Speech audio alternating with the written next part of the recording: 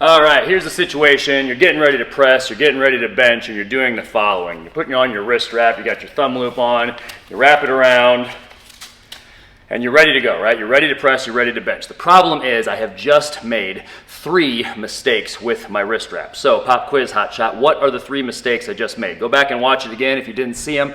Pause it right now, go down in the comments, leave a comment down there, see if you can identify them, and then let's go through this and see how to fix these 3 mistakes plus a 4th one.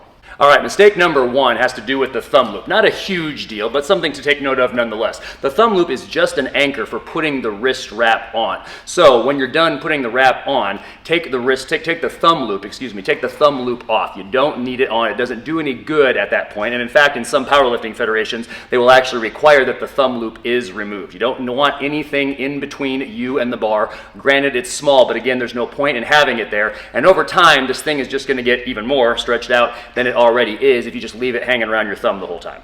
A second mistake that people often make, and this is not a mistake that I demoed here just before, but is that of always using the thumb loop. This is really kind of an optional thing, not necessarily a mistake, but every time that you get done pressing, so let's say you take your wrist straps off and then you go to put the wrist straps on again. Well, of course, you can use the thumb loop if you want to. You can put your thumb through the loop, but again, remember, it's just an anchor, and there are other ways to anchor it. All you have to do is pinch the thumb loop between your forefinger and your thumb, and you're good to go. You can put on the wrist strap just like that, okay, and then you just leave it hanging out there at the end. This is a really handy thing, especially under meet conditions. Let's say in a weightlifting meet, maybe a powerlifting meet, but probably more than likely in a weightlifting meet, where when you're done with a snatch or maybe even a clean if you're wearing them for that, all you have to do is simply loosen the wrist wrap a little bit and then leave it on so that when your name is called, because numbers, lifters switch around in weightlifting meets, all you have to do is, again, pinch the thumb loop in place, retension the thing, and you're good to go. And that can be useful for training as well if you don't want to take the wrist straps off every time, but you do want to loosen them in between work sets. Mistake number 3, and with mistakes numbers 3 and 4, we're really getting into the more important mistakes that we really want to correct here.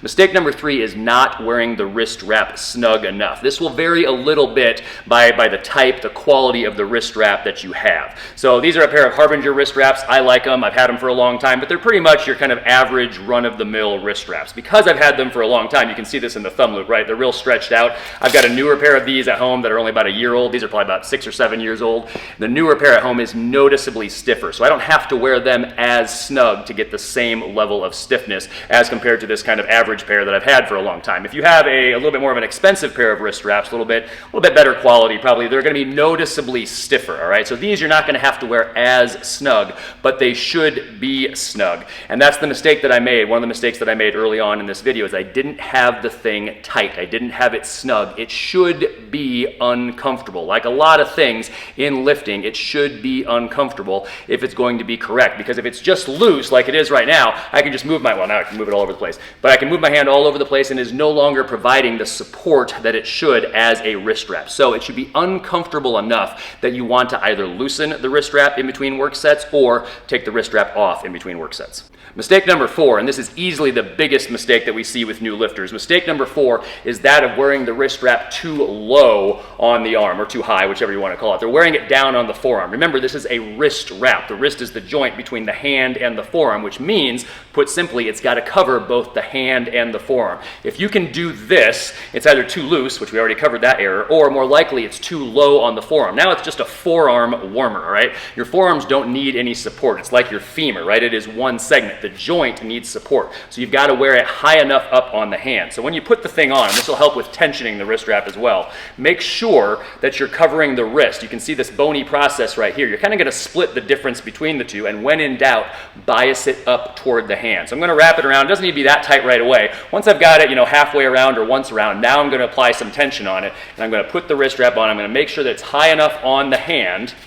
I can wrap it down as I go, and now it's actually more difficult to bend my wrist backwards. So it's acting to provide support, to provide immobility for my wrist. It's acting kind of as a cast for the wrist. So that's a really handy thing. That's what you're looking for with a wrist strap. So again, the two big mistakes are people don't wear them tight enough and they don't wear them high enough up on the hand. And the test for both of those is if you can do this, extension really easily, or flexion really easily, the wrist strap is not doing its job. You made a mistake, you got to fix it. It should make it difficult to put your hand in extension or flexion because the wrist strap is supposed to help provide efficient force transfer between you and the bar. As always, we hope this helps you get stronger and live better.